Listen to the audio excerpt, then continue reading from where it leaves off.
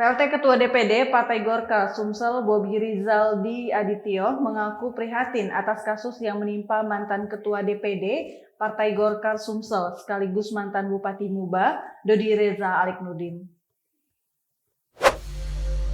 Dodi divonis 6 tahun penjara dan denda 250 juta rupiah oleh Pengadilan Tipikor Palembang, Selasa lalu 5 Juli 2022. Tak hanya itu, mantan Ketua DPD Golkar Sumsel sekaligus mantan Gubernur Sumsel, Aliknudin sendiri mengalami hal yang sama, dengan telah divonis 10 tahun penjara. Hal tersebut menurut Bobi membuat prihatin bagi keluarga besar Partai Golkar Sumsel.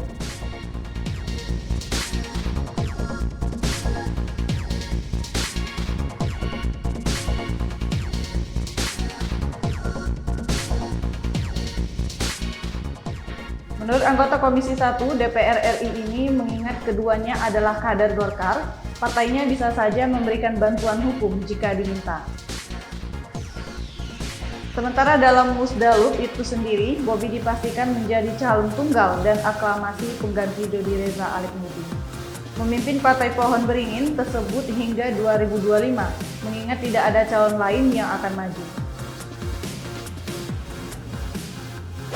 Bobi sendiri tak menampik jika hal itu terjadi dan menunjukkan kekompakan serta satu suara kader yang ada.